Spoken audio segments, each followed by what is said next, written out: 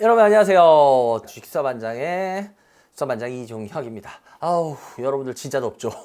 저도 살면서 40도라는 게 우리나라에서 찍힌 적이 제 기억에도 몇 번 거의 없는 것 같거든요. 근데 이제는 뭐 그냥 40도가 더우면 찍혀요. 그래서 요즘 너무 더워서 뭐 우리나라를 뭐 대프리카요? 대한민국 플러스 아프리카 합성어 대프리카라고 부른다며. 저도 여름 감기 때문에 저번 주에 병원에 또 가고 해봤는데 와 은근히 여름 감기 환자가 되게 많아요. 코 쪽 이 감기가 많거든요. 목에. 이게 쥐약이 에어컨이랍니다.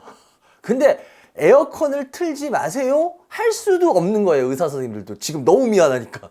그러니까 에어컨을 틀면은 이게 낫질 잘 않는데 그런데 어쩔 수 없이 지금 이게 더위 때문에 우리 일상생활이 점점 너무 망가지는 것 같아요.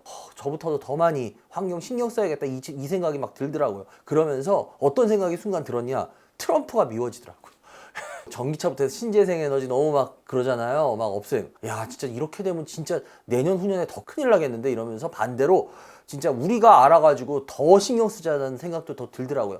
근데 트럼프 대통령이 그걸 노렸는지 글쎄요. 하여튼 여러분들 정말 더위에 건강 조심하시고요. 이럴 때일수록 그냥 시원한 곳 있으면 시원한 곳에서 주식 투자 공부도 좀 해보시고, 그죠? 이럴 때 얼마나 좋습니까? 저도 또 열심히 제가 할 부분은 제 자리에서 돕겠습니다. 그러니까 여러분들 열심히 메일 주시고요. 요즘 메일에 아주 그냥 사연들이 되게 좋아요. 이런 게 궁금하시구나. 그럼 제가 오늘도 그런 분들 이 메일을 골랐어요. 그래가지고 종목도 이렇게 하게 되니까 여러분들 메일 많이 주시기 바라고요. 그리고 오늘 방송이 나가는 오늘 제가 여러분들을 찾아뵙죠. 성남 분당에서 찾아뵙습니다. 12일 오늘 날짜죠. 토요일 오후 1시부터 여러분들을 찾아뵈니까요. 그쪽에서 지금 한 1년 거의 한 반 만에 하는 것 같아요. 진짜 오랜만에 하는 것 같은데 기다리시는 분들 위해서 또 열심히 이야기를 하도록 해 보겠습니다. 네, 하여튼 여러분들 오늘 수사반장 이제 출발을 할 텐데요.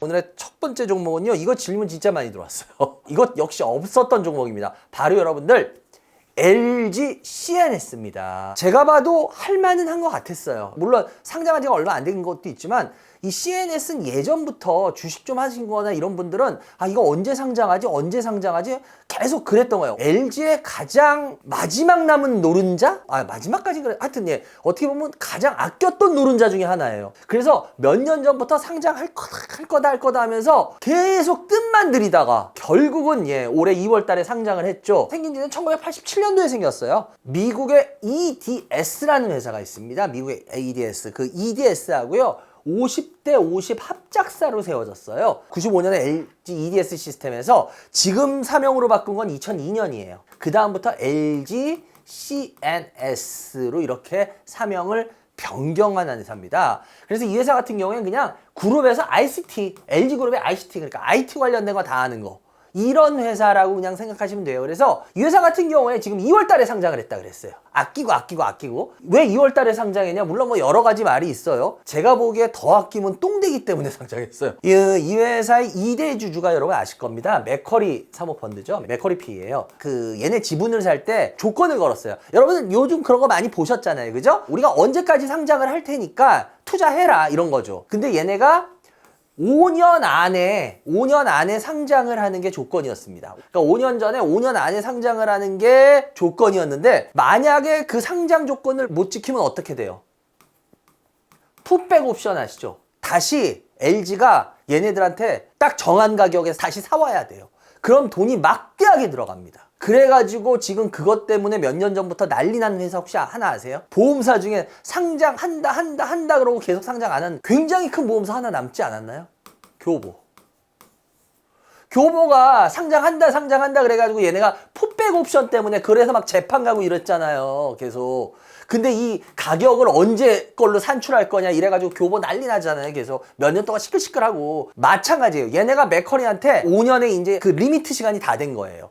그래서 사실상 2월 달에 좋다가 좀 흔들리려고 폼 잡을 때 막 그때거든요. 근데 그때인데도 그냥 상장을 한 게 이 이야기가 제일 확률이 높은 것 같아요. 잘못하면 시간을 더 넘기면 풋백 옵션으로 다시 사와야 되기 때문에 그러면 돈의 출혈이 너무 크기 때문에 울며 겨자 먹기 식으로 이제 더 이상 늦추면 진짜 똥 된다 그래가지고 2월 달에 상장을 저렇게 딱 해버렸다. 사업 부분을 보면요. 이 회사가 워낙 클라우드 IT 많이 한다 그랬죠. 클라우드하고 AI 쪽 사업부. 그 다음에 사업부가 또 뭐냐면 스마트 엔지니어링, 그리고 또 하나는 마지막 건 디지털 비즈니스 서비스. 예, 이렇게 세 가지를 하는데 클라우드 AI 서비스가 매출의 한 60%가 되고요. 그리고 이 스마트 엔지니어링 이게 한 15%가 돼요. 그리고 나머지 대략 25%는 디지털 비즈니스 서비스가 이거 차지하는데요. 제가 아까 그랬잖아요. LG그룹의 IT 서비스를 맡아서 도맡아 한다. 이게 왜냐면 외부로 주면은 이게 전부 다 돈이란 말이야. 근데 내부로 하면 어떻겠어요? 뭐 세이브하고 뭐 이렇게. 예. 하여튼 그래서 그룹들이 이런 회사들을 하나씩 다 끼고 있어요. 삼성은 이런 역할을 하는 데가 어디예요? 삼성? SDS죠. SK는 어디예요? SK, CNC. 현대차 여러분 아시잖아요. 현대, 오토에버. 포스코는 어디예요? 포스코 DX. 큰 기업들은요 이렇게 하나씩 다 끼고 있어요. 왜? 어떻게 보면 돈이 좀 만들어질 수 있는 또 이게 좋은 분야거든요. 그러다 보니까 얘네들은 주로 매출이 어떻게 되냐면은 여러분 캡티브 마켓이라는 거 아죠? 우리 그룹 거 안에 그냥 우리끼리 짬짬이 우리 회사에서 할 거는 그냥 우리가 다 대주자 이런 거 있잖아요. 그걸 캡티브 마켓이라 그러잖아요. 마찬가지로 얘네들은요 거의 다 자기 그룹사가 주 손님이에요. 그러니까 굉장히 안정적이고 잘 굴러가요. 근데 그러다 보니까 또 단점이 있습니다. 뭐냐면 외부 회사를 많이 손님이 없어요. 자기네 것만 주로 하기 때문에. 그리고 보세요. 다 크게 쓰는 애들은 다 자기네 끼고 있잖아. 그러니까 외부로 주겠어? 안 줄 거 아니야. 그래서 대부분 다 캡티브 마켓 비율이 높아요. 그런데 이 LG CNS는 제가 옛날부터 좀 눈여겨봤던 이유가 왜 그랬냐면 얘네들은 그 캡티브 마켓 비율 그게 이런 큰 데 중에 제일 낮아요. 매출의 거의 한 40%를 외부에서 뽑아요. 여러분이 한번 다 보셔요. 나중에 현대 오토에어라든지 포스코 DX라든지 포스코나 현대나 예를 들어서 삼성은 삼성 SD에서 마찬가지고 자기네 그 캡티브 마켓 비율이 이렇게 얘네같이 이렇게 40% 이상 가는 회사가 한 회사도 아마 없을 겁니다. 이건 LG CNS가 굉장히 장사를 아주 다른 데보다 월등하게 잘하고 있다는 소리예요. 그런데 이걸 얘는 지금 비율을 계속 높이고 있어요. 그래서 지금 한 2, 3년 안에 이걸 50% 이상 넘기겠다 그러죠. 이건 굉장히 훌륭한 겁니다. 이런 강점이 있고요. 아까 제가 클라우드 앤 AI 서비스 이게 한 60% 된다 그랬잖아요. 요즘 여러분 한번 비즈니스 쪽 보세요. 모든 비즈니스 쪽에 클라우드 지금 안 걸친 데 있어요? 웬만하면 이제 자기네 서버 아니고 전부 다 여러분들도 지금 클라우드 많이 쓰잖아요. 보면은 왜? 그러면 뭐 이거 갖고 다닐 필요 없고 아무 데 나가서 접속해가지고 그 클라우드에서 자기 그거 다 빼와서 작업할 수 있고 요즘 산업의 그 어떤 비즈니스의 모든 밸류체인에서 클라우드는 다 걸려요. 안 걸릴 수가 없어. 그러니까 사업이 잘 될 수밖에 없어요. 이쪽 부분은. 그리고 또 AI 어때요? AI 수요 뭐 엄청나죠. 그래서 AI 주식들도 뭐 엄청 낮잖아요. 그죠? 그리고 얘네 같은 경우에는요. 데이터 센터 그리고 인프라, 클라우드 거기서 AI까지. 이걸 뭐냐면요. 엔드투엔드라 그래요. 이렇게 엔드투엔드 사업 역량을 가지고 있기 때문에요. 이 AI하고 빅데이터를 이용해서요. 그 그룹에 필요한 한정된 자원 이런 걸 가지고 효율적으로 굉장히 잘할 수 있게 얘네가 이런 거를 짜준다라는 거예요. 이런 서비스들이 얘네가 굉장히 매출이 지금 잘 나올 수밖에 없는 구조예요. 그래서 LG CNS 같은 경우엔 그런 장사를 굉장히 잘해요. 그리고 얘네 같은 경우에 특히 고객사의 그 AX라는 게 있어요. 이게 AX가 뭐냐면요. AI 트랜스미션이라는 건데, 그러니까 인공지능으로 전환하는 거, 회사들이. 그러니까 인공지능을 많이 쓸 수 있게 전환시키는 거. 그런 걸 얘네들이 상담부터 그걸 설치해서 운영하고 보수까지 다 해줘요. 근데 이 분야가 얘네가 굉장히 또 강점을 갖고 있어요. 근데 이 AX라는 분야 있잖아요. 이게 실은 굉장히 돈이 짭짤해요. 이게 돈이 되는 분야입니다. 이게 AI로 왜냐하면 다들 전환을 해야 되는데 자기네들이 전환 못하는 규모의 사이즈들 있잖아요. 그런 경우에 외부해 줘야 되잖아. 여러분 이건 제가 전에도 한번 이런 거에 비교했는데 1인 가구나 2인 가구가 있어. 지금 이제 너무 덥잖아. 그래 이제 초복 와요. 3복이 있다 그랬죠. 초복, 중복, 말복. 그러고 뭐예요? 혹시 여러분 아세요? 또 하나 복 있잖아요. 더위, 광복. 그러고 마지막 늦더위가 서울 수복. 그래서 5복이잖아요. 그죠? 삼계탕 만약에 1인 가구나 2인 가구가 직접 삼계탕 만들어 먹는 거하고 잘 만들어 놓은 회사 거 갖고 와서 먹는 거하고 여러분 어떤 게 쌀까요? 당연히 후자가 싸겠죠? 예, 마찬가지. 훨씬 덜 귀찮고 마찬가지입니다. 쉽게 말하면 얘네가 AI를 전환할 때 자기네가 자체적으로 전환하는 게 인원이고 뭐 하는데 구축하는데 돈이 너무 많이 들어요. 근데 이런 거 하는 애들한테 이렇게 컨설팅 받고 나면 시간도 짧고 더 안정적이고 돈도 조금 들어요. 그러니까 당연히 이게 돈이 되는 분야거든요. 이건 이런 애들밖에 못 한단 말이야. 그래서 이거를 하려고 뛰어든 애들이 요즘 그래서 또 있잖아요. EX 쪽으로. KT가 열로 지금 뛰어들었잖아요. 왜? 이게 돈 되기 때문에. KT는 통신 이런 거 말고는 지금 돈 되는 거 막 정신없이 계속 뛰어들잖아요. 그리고 제가 아까 그 스마트 엔지니어링 얘기했는데요. 스마트 엔지니어링 하면 여러분 입에 뭐가 딱 붙어요? 스마트 팩토리 붙잖아요. 네, 맞아요. 그런 거예요. 스마트 팩토리. 그 다음 또 뭐예요? 네옴시티 같은 거, 스마트 시티. 그리고 뭐예요? 스마트 물류, 이런 것들. 이런 거에 관련된 걸 다 하는 게 스마트 엔지니어링이에요. 근데 이 스마트 엔지니어링도 이게 요즘 뭐하고 결합이 되나요? 로봇이죠, 로봇.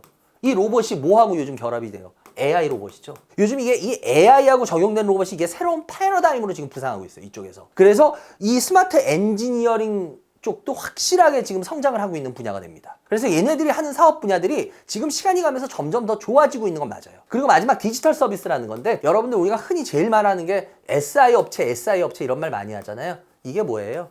시스템 통합 운영해 주는 애죠. SI, SM 해가지고요. 이 SI가 시스템 통합이고요. SM이 시스템 운영하고 유지 보수해 주는 거예요. 이거를 합쳐서 디지털 비즈니스 서비스라 그러는데, 이런 부분들, 금융이나 뭐 회사들 다 보면 SI 업체. 우리 그래서 주식시장에도 SI 업체들 많잖아요. 언제 이 SI 업체들 주가가 날랐어요? 코로나 터지자마자. 왜 그래? 그때 다 비대면 서비스 했잖아. 비대면 회의하고 이랬었잖아. 그러려면 어떻게 해야 돼? 안 모이고 회의하려면 시스템이 있어야 될 거 아니야. 그래서 기억나세요? 그때 동학개미들 처음 들어왔을 때 잘 나갔던 것 중에 하나가 AI 시스템 업체들이었잖아요. 이런 분야들이 디지털 그 비즈니스 서비스라고. 이게 지금 그 AI하고 융합 프로젝트로 이것도 빠르게 성장하고 있어요. 그래서 얘네들이 하는 사업 분야를 대체적으로 우리가 이렇게 한번 쭉 훑어보면 나쁜 분야는 없어요. 요즘에 아주 굉장히 핫한 AI하고 계속 믹싱이 잘 될 거기 때문에 AI하고 합쳐서 더 커질 수 있는 분야들이에요. 얘네들이 하는 사업 분야들은 더 커질 수 있는 분야는 맞다. 근데 아까도 말했지만 각 회사들은, 큰 회사들은 자기네 거 다 끼고 있다. 그리고 얘네는 그래도 외부가 좀 많이 있다. 그건 긍정적이에요. 최근에 주가가 많이 올랐어요. 그죠? 이거 왜 그런지 여러분 아시죠? 이게 지금 스테이블 코인 때문이죠. 스테이블 코인들 주가 상승 많이 했었잖아요. 예, 왜냐하면 그 새로운 정부에서 한국형 뭐 스테이블 코인 이런 거 얘기하면서 그쪽들이 떴잖아요. 근데 얘네가 왜 스테이블 코인으로 떴냐? 여러분 그거 아실 거예요.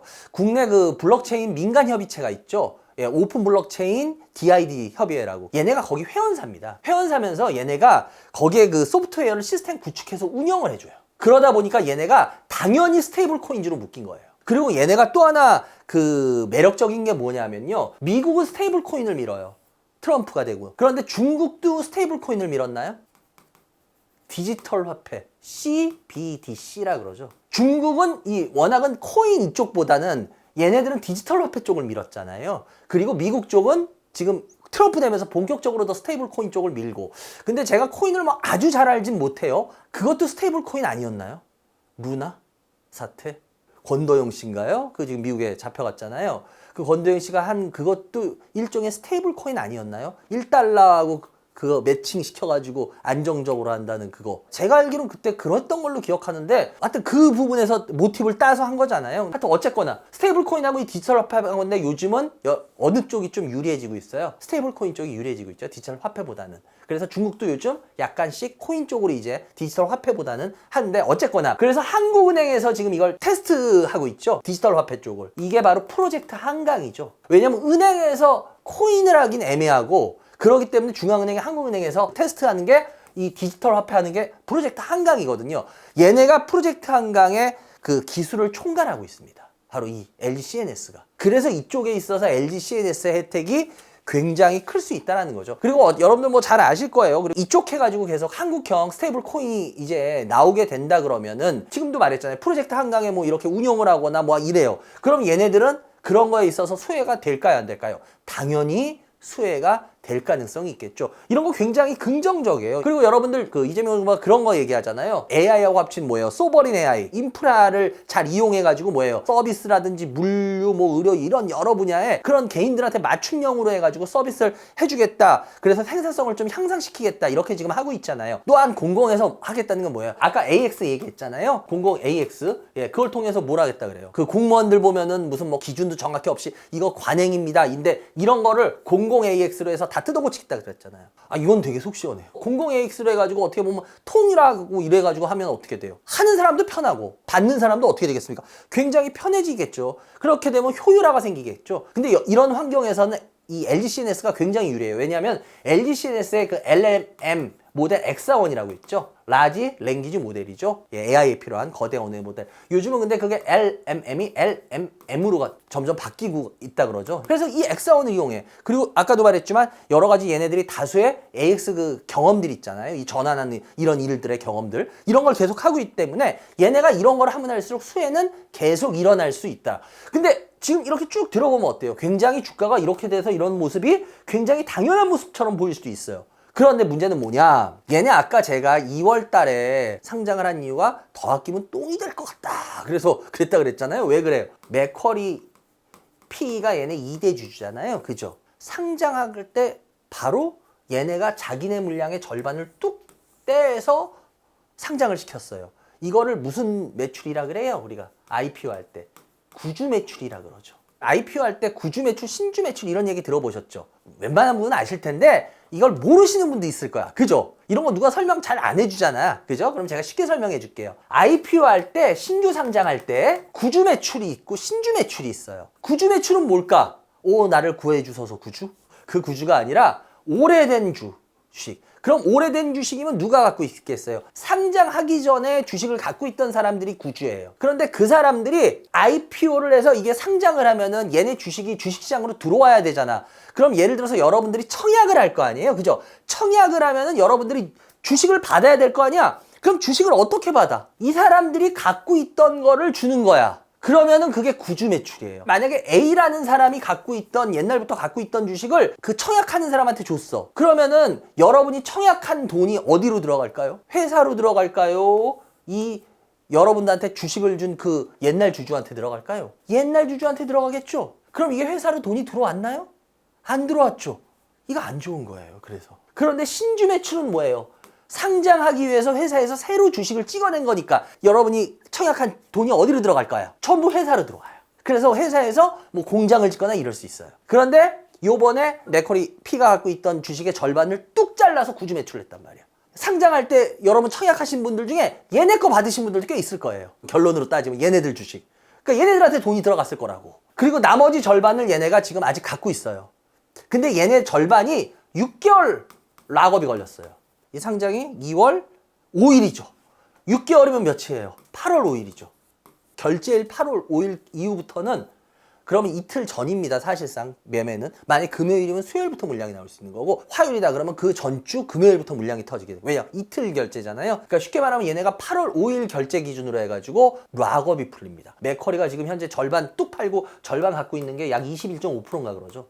여러분 사모펀드라는 건 여러분 잘 아실 거예요. 이렇게 해서 했던 애들은 거의 지분을 빼는 경우가 많죠. 그러니까 이때 이미 구주로 절반 날렸잖아. 근데 이걸 뭐 회사가 너무 좋아질 거라서 더 갖고 있을 수도 있어요. 물론 그럴 수도 있어요. 그런데 지금 21.5%라는 물량이 언제든지 물량화될 수도 있다라는 거. 그러면 이게 올라가다가 지금 이게 갖고 계신 분들 이거 무시할 수는 없을 수도 있을 것 같아요. 물론 시장 분위기가 막 갑자기 하반기에 너 더 좋아져서 막 해서 그걸 다 무시하는 분위기로 만들어진다. 아니 그럼 더 갈 수도 있겠죠. 근데 만약에 그렇지 않고 좀 뭐 이게 무거운 주식들이 좀 조정의 모습들이 나오거나 그러면은 얘네들이 안 던질까요? 던지지 않을까요? 지금 신규 상장 패턴상 좋은 패턴인데 어느 정도 무너질 가격대는 있거든요. 그러니까 그것도 여러분들이 한번 생각을 좀 해보셔야 될 것 같다. 갖고 계신 분들은 무작정 너무 좋다라고 갖고 계시기엔 조금 그렇지 않겠냐 이런 생각을 가져봅니다.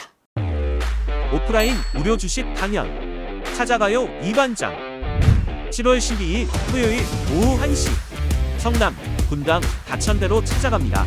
주식에 관심 있는 누구나 참여 가능합니다. 많은 참여 바랍니다. 여러분들 이번 종목은 위메이드입니다. 이것도 은근히 질문이 좀 들어와요. 위메이드. 왜 그런지 알 거는 같아요. 물려 계신 분들도 많고 하시기 때문에 전 그 말은 하고 싶어요. 어떤 분들이 좀 헷갈려 하시는 분들이 있다고요. 제가 위메이드에 대해서는 항상 안 좋게 얘기하는 사람인데 제가 위메이드를 좋게 얘기하셨다고 하는 분이 계셔요. 가끔. 근데 아니래 제가 다시 보시라. 전 위메이드에 대해서 미안할 정도로 안 된다고 계속 얘기하는 사람인데 항상 꾸준하게. 일단 위메이드 같은 경우에 저는 솔직히 위메이드를 별로 안 좋아해요. 왜 안 좋아하냐? 그건 이제부터 풀겠는데요. 이 회사 같은 경우에 여러분들 워낙 2000년에 액토즈 소프트의 공동 창업자였죠. 공동 창업자이면서 개발팀장이었던 그 박간호 의장. 박간호 의장이 쉽게 말하면은 경영진과의 불알 뭐 이렇게 말하는데 서로 삐진 거죠. 그러면서 회사를 나와버리고 회사를 하나 차렸죠. 그게 바로 위메이드예요. 위메이드가 생긴 건 2000년이었죠. 미래의 전설 아시죠? 그 미래의 전설 2를 위메이드를 차리면서 했잖아요. 근데 그게 완전히 그 게임이 2000년도에 여기 세웠는데 2001년도에 그 미래의 전설이 중국에 진출하잖아요. 근데 그 중국에서 어떻게 됩니까? 전대미문의 대박이 나버리죠. 그래가지고 그 기세로 2009년도에 코스닥까지 상장을 한 겁니다. 그러니까 이 박관호 의장 이분이 진짜 대단하긴 대단한 분이세요. 근데 이분이 이번에 다시 일선으로 나왔죠. 오늘도 계속 그 얘기를 할 수밖에 없는데 그 중국 게이머들 사이에서 뭘로 통한지 아시죠? 이 박관호 의장이 미르의 아버지죠. 미르의 아버지. 이 미르의 전설 이 시리즈는 여러분 진짜 대단한 게 왜 그러냐면은 단일 게임으로 시리즈로 누적 매출로는요 우리나라에서 얘네가 최대입니다. 지금 여러분 이 미르의 전설이란 게임은요 진짜 대단한 게임이에요. 그건 인정해야 돼요. 그러니까 저도 그건 인정해요. 아마 전 세계 최고일 거예요. 이게 누적 매출로는 전 세계. 그 정도로 어마어마한 게임입니다. 근데 이 회사는 그 주요 종속 회사들이 있어요. 사실상 이 회사 뭐 지주회사 같은 회사죠. 위메이드 맥스하고 위메이드 플레이라고 아시죠? 이 두 가지가 있어요. 근데 이 위메이드 맥스는 어떤 걸 하냐면 PC게임하고 온라인 게임 하는데 온라인 게임에서 어떤 거 여러분들 유명하냐면은 캔디팜 그리고 윈드러너라고 그리고 여러분들이 되게 많이 심심풀이로 하시는 거 막고의 신 그게 얘네 거예요. 예, 그걸 하는 애들이 위메이드 맥스예요. 그럼 위메이드 플레이는 어떤 애를 하냐? 여러분들 우리나라의 게임 열풍으로 온 국민을 몰고 간 첫 번째 게임이 있습니다. 지하철을 타도 다 뽕뽕 어른이나 애나 심지어 노인분들도 다 뽕뽕 바로 애니팡이 위메이드 플레이 게임입니다. 이렇게 어마어마한 게임들을 만들어낸 회사가 이 게임력은 기술력은 진짜 있던 회사예요. 이게 이 회사의 매출 비중을 보면 라이센스 매출이 한 20% 되고요. 그리고 모바일 게임이 한 75% 거의 다예요. 그러니까 이 회사는 모바일 게임. 애니팡 뭐야? 여기 가서 해? 여기잖아 주로. 심심풀이로 캐주얼 게임으로 뻥뻥뻥뻥. 그래서 모바일 게임이 얘네 매출의 75%가 되고요. 나머지 뭐 PC 온라인 한 3% 그리고 여러분 뭐 오늘도 계속 나올 위믹스 그 블록체인 관련 그게 한 2% 정도 돼요. 그래서 이 회사는 거의 모바일 게임이에요. 사실상은. 그러니까 이걸 제가 왜 얘기하냐면 사람들이 이 회사를 요즘 주가가 움직인 건 전부 뭐 가상화폐 위믹스거든요. 근데 그건 진짜 2%밖에 안 돼요. 그러니까 제가 그런 부분에 대해서 왜 따지는지 여러분 생각을 해보십시오. 예를 들어서 여러분들 제가 직장인이야. 내가 좀 더 벌어야 되기 때문에 내가 저녁에 대리를 뛰네. 근데 내가 대리로 어떤 날은 뭐 예를 들어서 한 3개 뛰었어. 근데 어떤 날은 한 5개 뛰었네. 2개 더 했으면 왔어 나 이제 곧 부자 된다 이래요? 아니잖아. 대리비가 물론 해도 내가 본업이 있잖아. 그럼 본업이 훨씬 크게 벌겠죠. 그럼 이건 약간의 보탬을 주기 위해서 뛰는 거잖아. 그럼 3개 뛰다가 5개 뛰면 2개 더 뛰었어 어느 날. 그런다고 해가지고 부자 안 되잖아요. 본업에 이쪽이 대박이 나고 이쪽이 월급이 많아져야지 내가 예를 들어서 더 부자가 되는 거지. 쉽게 말하면 이것 때문에 부자는 안 되잖아요. 제가 그래서 이런 것 때문에 따지는 거예요. 근데 주식시장에서는 너무 참 희한한 게 뭐냐면은 이런 게 2개가 더 많아졌어. 오늘 대리운전 2개 더 많아졌네? 와 사람들이 와 진짜 부자 될 거야 2만 원 더 들어왔어. 이런 식으로 주식시장에서 반응을 할 때가 많아요. 근데 이게 바람잡이들 그러니까 쉽게 말하면 뭐 언론이라든지 뭐 애널리스트나 이런 분들도 이런 부분에 대해서 너무 과대하게 본업 쪽에 막 진짜 70-80% 쪽은 아닌데 뭐 한 5% 되는 게 좀 잘 돼. 그럼 막 이걸 막 이만큼 해가지고 막 올리다가 그 다음에 이것 때문에 당연히 거품은 깨지죠. 그러고 빠져. 왜? 본업 알맹이가 안 커지고 있으니까. 그럼 그때는 어떻게 돼? 그때는 소리 소문 없이 그 얘기를 안 해. 그러니까 제가 항상 욕먹으면서 이런 얘기를 하는 이유가 논리대로 따져보자는 거예요. 주식에서 웃긴 소리 하지 마. 주가 오르면 장땡이지. 맞아요. 맞는데 근데 문제는 그렇게 해서 다 되느냐고. 그게 안 되고 나중에 수습이 안 되시잖아요. 그렇게 해서 깨지면. 그러다 보니까 제가 그런 얘기를 하는 거고 물론 저도 틀려요. 틀리지만 그래도 최대한 그러려고 우리가 노력은 하자는 거예요. 그래서 제가 이 부분을 다시 한번 얘기하는 거고요. 이 위메이드의 핵심은 제가 아까도 말했지만 미래의 전설이에요. 이 미래의 전설이 이게 워낙 다 먹여 살리는 거고요. 그리고 뭐 윈드러너들 아까도 말했지만 그런 거 다 모바일 게임들. 그러니까 이 회사는 모바일에 굉장히 특화된 아까도 말했잖아요. 매출 75%. 가장 중요한 건 결국 뭐였냐면 2014년도였죠. 이 회사의 획기적으로 이렇게 게임만 잘하던 게임을 아주 착실하게 만들던 회사가 2014년도에 어떤 분이 이 회사로 들어옵니다. 그러면서 그때부터 이 회사가 사실상 게임보다는 이쪽으로 많이 치중이 돼. 제가 그래서 이 회사를 이렇게 본 거예요. 지금은 이제 넥세스인가 뭐 어디로 가셨죠? 장영욱 대표. 그 장영욱 대표가 이 회사로 들어오면서 어떻게 됐어요? 그 다음부터 이 회사가 갑자기 가상화폐, 스테이블 코인 막 이쪽으로 막 블록체인 사업이죠. 블록체인 쪽으로 그 다음 이걸 성장 동력으로 채택했죠. 근데 이 부분에 있어서 전 솔직히 모르겠어요. 이게 이분이 들어오고 한 10년 정도 있다가 나가신 거잖아요. 그죠? 결론적으로는. 과연 이 부분에 있어서 이 회사가 이걸로 얼마나 많이 컸냐. 아까도 얘기했지만 블록체인 쪽은 한 2%밖에 안 돼요, 매출에. 그런데 주가는 이거 가지고 전 좀 그렇게 말할게요. 이거 갖고 장난 되게 많이 쳤어요. 여러분 아실 거예요. 이거 위믹스 사태 아시잖아요. 너무너무 유명하잖아요. 이분이 대단한 건 있었어요. 그러니까 발상은 되게 좋았어요. 왜? 뭐 이런 것들 했잖아요. 2021년에 블록체인 하면서 그 다음 뭐예요? P2E라 그러잖아요. 플레이 투 원. 게임하면서 게임으로 벌 수 있다. 굉장히 그럴싸하잖아요. 근데 제가 그때도 방송하면서 이거 굉장히 뭐라 그랬어요. 왜냐면 하루 종일 게임을 해도요. 몇만 원이 안 돼요. 게임에 거의 미쳐서 살아서 하루 종일 해도 얼마? 뭐 2만 원? 3만 원? 그거밖에 안 돼요. 근데 아니 뭐 틀린 말은 아니겠죠. 플레이 투 원 돈은 벌어. 근데 사실상 여러분들이 게임하면서 돈 번다는 게 그런 정도의 돈이겠어요? 뭐 새벽에 눈 떠서 밤에 잠잘 때까지 막 거의 게임 페인이 되듯이 막 게임에 매달려서 10,000원, 20,000원, 30,000원 버시려고 하세요? 그건 아니잖아요. 그렇기 때문에 제가 이거를 굉장히 뭐라 그랬대요 했던 이유가 그거예요. 굉장히 멋있게 치장을 합니다. 만드는 사람들은. 근데 실질적으로 그게 아니라는 거지.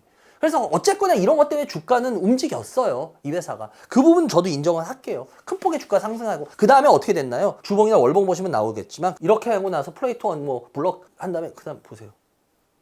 여기에서 지금까지도 못 빠져나오신 분들이 많으세요. 솔직하게. 그래서 이게 질문이 지금도 들어오는 거예요. 꽤. 그러니까 제가 답답한 게 이런 거예요. 이거는 진짜 이거 좀 모르겠어요. 진짜로.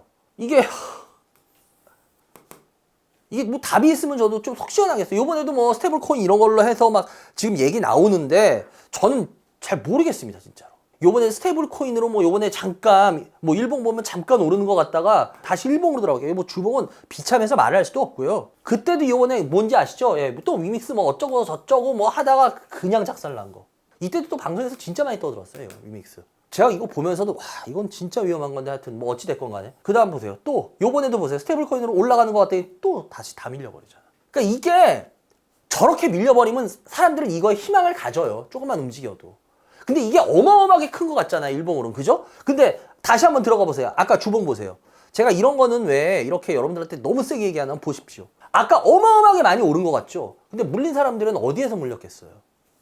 근데 이런 거에 희망이 뭐 진짜 요만큼 희망을 가지면 그나마 나는데 이만큼 희망을 갖게 돼요. 그 주식이라는 게 그래요, 사람들이. 그래서 이렇게 돼버리잖아요. 그럼 어떻게 손을 못 써요? 그리고 이 주식 솔직하게 업종 대비 저평가도 얘기 나오고 무슨 뭐 구글하고 웹수수료 뭐 그거 인하하면은 얘네들 뭐 좀 혜택 볼 수 있겠다 뭐 이런 말들 많이 나오고 하거든요. 그리고 뭐 지금 뭐 중국이 우리나라의 게임에 대해서 뭐 판호도 이제 좀씩 더 내주고 근데 과연 그거 갖고 이게 움직일까요? 전 그래서 솔직하게 이런 말을 해요. 만약에 이 회사가 블록체인이라든지 이런 거에 손을 안 댔으면 이렇게 물리는 사람들이 나왔을까? 전 그래서 아까 그 장윤국 대표가 그분 뭐 굉장히 뭐 훌륭하시겠죠. 그렇지만 어쨌거나 과연 이 회사가 블록체인의 비중 2%밖에 안 돼요. 매출 비중. 만약에 이게 진짜 엄청 커졌으면 내가 얘기를 안 해요. 근데 그게 아니란 말이야. 그리고 주가는 이렇게 되고 그리고 더군다나 위믹스 사태까지 터졌었잖아요. 그리고 나서 요번에 그래서 박간호 의장이 이제 다시 나왔는데 전 더 일찍 나왔어야 되고 책임 경영을 더 빨리 했어야 된다고 봅니다. 개인적으로는. 게임을 만드는 모습까지는 굉장히 좋았지만 몇 년 동안의 그 이후의 모습은 전 굉장히 실망스러웠어요. 제가 그래서 왜 위메이드를 방송 나올 때마다 그렇게 안 좋게 얘기했냐면은 너무 실망스러웠기 때문에. 어떻게 보면 참 마음 아프면서 상담했던 회사예요. 좋게 얘기하고 싶었지만 좋게 얘기할 수 있는 건덕지 하나도 없던 회사. 지금도 마찬가지입니다. 지금도 솔직히 현재 모습은 저는 아직까지 제 눈에 좋게 얘기할 만한 모습은 하나도 안 들어요. 그래서 이런 회사는 그냥 빨리 포기하시는 게 낫고 차라리 다른 쪽으로 가시는 게 어떨까라는 말씀을 저는 한번 드려보겠습니다. 오프라인 무료 주식 강연 찾아가요 이반장 7월 12일 토요일 오후 1시 성남, 분당, 가천대로 찾아갑니다. 주식에 관심 있는 누구나 참여 가능합니다. 많은 참여 바랍니다. 오늘의 마지막 종목입니다. 오늘의 마지막 종목은 여러분들 한화비전입니다. 이것도 여러분들이 질문이 은근 들어왔어요. 상장한 지 얼마 안 돼서 그런지. 그래도 뭐 얼마 안 된 건 아니고, 그래도 1년 안 됐으니까, 그죠? 한화비전 같은 경우에는 작년 9월이었죠. 작년 9월에 하나에어로에서 얘네가 인적 분할을 했죠. 그러면서 올해 1월이었습니다. 올해 1월에 하나비전하고 합병을 했어요. 그래서 사명을 인더스트리얼 솔루션즈가 이제 완전히 그냥 하나비전으로 사명을 완전히 변경을 해버린 거죠. 이 회사는 여러분들 지주회사예요. 지주회사. 근데 제가 지주회사에서 항상 얘기했잖아요. 순수 지주회사가 있고 사업 지주회사가 있다 그랬죠. 근데 우리가 지금까지 한 것들은 거의 다 순수 지주회사였어요. 얘는 사업 지주회사예요. 사업 지주회사에서도요, 아주 사업을 많이 하는 지주회사. 이렇게 생각하시면 돼요. 사업지주회사는 자기가 자기 사업을 갖고 있다 그랬죠. 그래서 얘네 같은 경우에는요, 얘네가 직접 하는 사업이 뭐냐? 시큐리티 사업이에요. 얘네는 이 시큐리티 사업이 얘네 전체 매출의 85%예요. 그러니까 쉽게 말하면 자회사를 통해서 얘네는 15%밖에 얻는 게 없어요. 되게 웃기죠. 그래서 이게 어떻게 보면 사업지주회사의 제일 대표적인 회사일 수도 있을 거예요. 왜냐면 사업지주회사 중에 이렇게 자기 사업 비중이 큰 회사는 거의 없거든요. 근데 얘네는 자기 사업이 85%예요. 그리고 자회사를 통해서 한 15%밖에 얻는 게 없어요. 그래서 얘네 같은 경우에는요, 자회사가 어떤 게 있냐면 제일 유명한 자회사, 이제 오늘 계속 나올 거예요. 하나세미텍. 하나세미텍이 있고, 그리고 하나테크엠, 그리고 팹리스 파이오니어 홀딩스, 이런 회사들이 자회사예요. 근데 여러분들이 아마 익숙한 건 하나세미텍 정도일 거예요. 근데 이 회사 같은 경우에 그래서 사업 부분을 보면요, 시큐리티가 85예요. 그 다음에 산업용 장비, 이게 좀 이따 설명하겠는데 하나세미텍을 통해서 하는데 요게 한 12%. 그리고 나머지 3%는 반도체 설계 쪽이에요. 그래서 하나하나씩 들어가보면 이 시큐리티는 말 그대로 뭐 영상으로 해가지고 여러분들 뭐 감시하고 막 이런 거 있잖아요. 그런 거예요. 그러니까 얘네의 시큐리티의 제일 대표적인 게 뭐냐면 CCTV예요. 영상을 통한 시큐리티. 그러니까 얘네가 CCTV 사업한다 이렇게 생각하시면 돼요. 이게 뭐 그렇게 대단해 그러죠. 근데 여러분들 얘네들 이 CCTV 사업이요, 이게 거의 내수는 10%밖에 안 되고요, 거의 다 90%가 수출이에요. 근데 이게 또 왜 그러냐, 요즘 CCTV 여러분들 얼마나 똑똑한지 아세요? 왜 똑똑해졌을까? AI하고 만났네. 옛날에는 CCTV 엉망이어서 막 안 됐죠. 요즘은 뉴스 나오거나 사건 하는 프로그램들을 보면 요즘 CCTV들로 막 이렇게 범인 잡는 거 보면 여러분 깜짝 놀랄 정도 아니에요? CCTV가 따라가면서 잡아요. 그 사람 딱 지정하면. 사물이나 이런 것들, 사람을 객체를 인식을 해버려요. 딱 이제. 그러면서 쫓아가면서 찍어버려요. 그리고 또 얘네들 대단한 게 뭔지 아세요? AI하고 만나니까? 여러분 옛날에 뭐 그것이 알고 싶다 이런 데 보면은 뭐 CCTV에 무슨 뭐 도주하는 사람의 차량이 잡혔는데 10몇 년 전에 그 당시에 CCTV에 찍혔는데 차량이 너무 흐릿해가지고 번호도 잘 안 보이고 인식이 안, 사람이 애매해가지고 뭐 그런 것들 장면들 좀 보셨죠? 그게 왜 그러냐면 저화질. 확 되면 뿌얘져서 거의 사람이 안. 그런데 이거를 영상을 업그레이드를 시켜줘 버려요. 이 AI가. 그래서 고화질로 만들어줘. 그러니까 이건 CCTV에 있어서요, 이건 AI를 만나는 건 굉장한 겁니다. 그래서 얘네들이 이 분야에 있어서 이렇게 보정을 해서 품질을 향상시켜버려서 기존에 CCTV 하던 데들도 어떻게 되겠어요? 이걸로 점점 바꾸게 된단 말이야. 그리고 얘네 CCTV 같은 경우에 이게 왜 90%밖에 또 수출이 하고 내수가 얼마 안 되냐면, 우리나라 내수 쪽은 여러분들 뭐 S1이라든지 삼성 관련된 애들, 걔네들이 꽉 잡고 있잖아.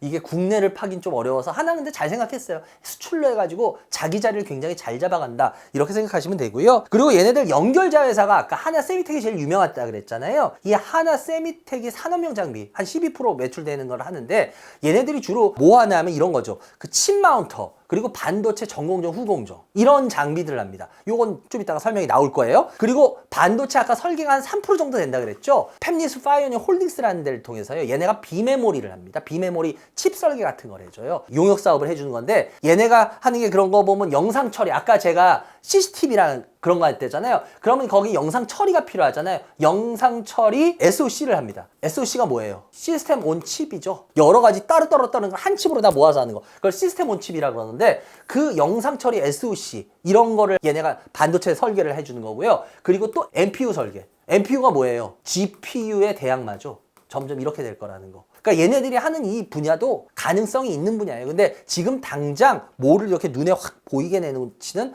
어려운 분야인 건 맞습니다. 그러니까 요즘 시끌시끌했던 건 왜 그러냐, 하나세미텍이. 바로 TC 본더 때문이죠. 여러분들 많이 들어보셨죠? TC 본더 하면 어느 회사예요? 한미반도체죠.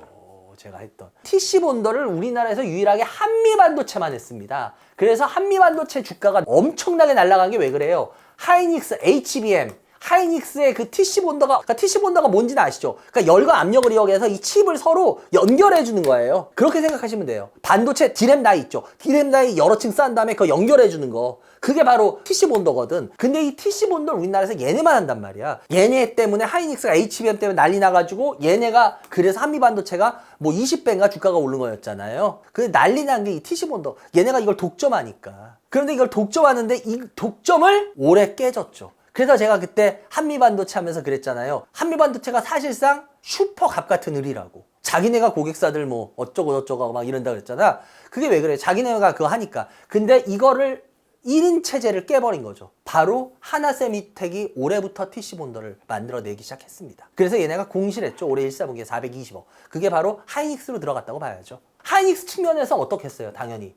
원벤더를 하면 어떻게 되겠습니까? 얘가 을 같은 슈퍼갑이 된다니까? 만약에 나 안 할래. 나 이 가격 줘. 안 해. 이렇게 돼버리잖아요. 그러니까 뭐예요?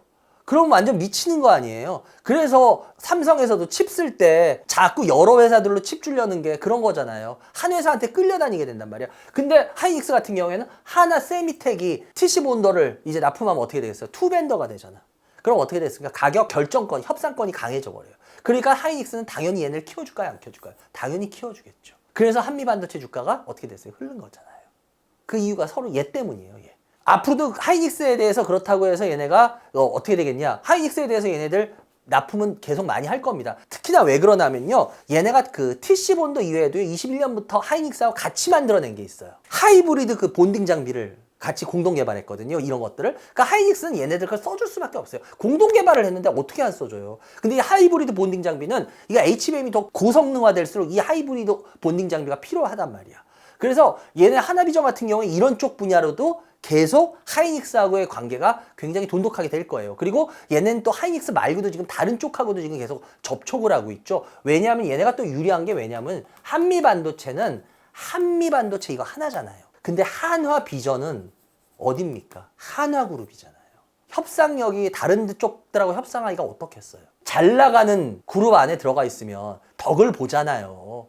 똑같은 거예요. 그래서 제가 봤을 때는 한미반도체는 계속 자기네하고 하나비전하고 이게 기술력 차이고 뭐 있고 뭐 그렇다고 하고 하지만 그런 부분도 있을 거예요. 분명히 뭐 기술력 차이가 어떻게 똑같겠습니까? 약간은 뭐 이런 부분이 있겠죠. 그런데 하나그룹에서 밀어주기 시작하면은 이건 좀 이야기가 틀려지죠. 그래서 제가 봤을 때 시간이 가면 갈수록 저는 하나비전하고 한미반도체에 있어서 하나비전이 더 유리해진 사업으로 갈 거라고 봐요. 왜냐하면 한화가 밀어주기 시작하면은 이거는 분명히 틀리거든요. 그래서 제가 봤을 땐 좀 그런 부분도 생각을 해내야 되지 않겠냐. 그리고 얘네 회사 같은 경우에 좀 재밌는 게 뭐냐면 6월 19일이었죠, 이날. 이날 얘네 가짜뉴스라 그러죠. 불났다라고 하는 것 때문에 주가가 그냥 쭉 빠졌어요, 그날. 근데 참 열받을 거예요. 왜냐면 진짜 불난지에 기름 껴넣는다고 진짜 딱 가짜 불소식으로 덧뺐는데 왜 그랬냐면 하이닉스가 주가 흐름이 좋았잖아요. 근데 얘네는 하는데 못 가버리잖아요. 근데 문제는 뭐냐면 여러분들 우리가 이쯤에서 한미반도체를 안 볼 수가 없겠죠. 한미반도체 한번 같이 봐봐요. 한미반도체도 지금 주가가 별로죠. 하나비전도 주가가 그렇게 좋다고 할 수가 없죠. 별로죠. 근데 둘 다 TC본더죠. 근데 하이닉스가 주가가 별론가요 지금? 요즘 하이닉스는 이렇게 해가지고 고가 뚫죠. 근데 전에는 하이닉스하고 같이 움직이는데 제가 이거 쇼츠 한미반도체 할 때도 계속 쇼츠로 이 부분 얘기하지 않았나요? 쇼츠 찍을 때도 하이닉스하고 이제 따로따로 논다고. 이 부분 여러분들 잘 보셔야 된다고. 근데 진짜 보시면은 한미반도체하고 하이닉스하고 점점 따로 놀고 있죠. 이거는 TC본더 쪽에 분명히 뭔가 지금 생각을 한번 해보셔야 될 부분인 것 같아요. 왜냐면 이거는 그냥 무시하기에는 좀 이게 무조건 따라갈 거다 이렇게 생각하시는 거는 조금 위험할 수 있지 않겠냐, 저는 좀 그런 생각을 가져요. 그래서 이 한화비전 갖고 계신 분들 지금 보면은 뭐 신규 상장 패턴상 현재 나쁜 패턴은 아니에요. 55,000원 요 근처에서 놀고 있는데 여기서 일단 빨리 뚫어줘야 돼요. 만약에 여기서 밀려버리면요, 얘가 상장했던 최고 가격이 54,900원이었거든요. 54,900원. 그렇게 되면 얘가 여기서 지금 중요한 테스트 시험을 하고 있는데 다시 이 안으로 들어오면 얘는 조금 골치 아파집니다. 지금 되게 중요한 구간이에요. 그래서 이 부분을 좀 잘 생각하셔가지고 만약에 이게 내려오게 되면 일단 빨리 파시는 게 좋아요. 이렇게 되면 얘는 좀 더 내려오게 될 겁니다. 혼돈 구간 안으로 들어가서. 그리고 만약에 치고 나간다 그러면 좀 홀딩하고 가시는 게 맞고요. 이렇게 보시면 될 것 같습니다. 그래요. 오늘도 여러분들 세 종목 열심히 뛰어봤습니다. 아까도 말씀드렸지만 이 날씨만큼 요즘 주식장도 후끈은 한데 후끈한 거는 뭐 너무 과열하면 D잖아요. 그죠? 좀 조심하시는 게 좋고 여러분들하고 또 이따가 또 열심히 만나서 재밌는 이야기, 어디에서도 못 듣는 이야기 오늘 또 풀겠습니다. 하여튼 여러분들 좋은 주말 되시기 바랍니다. 감사합니다.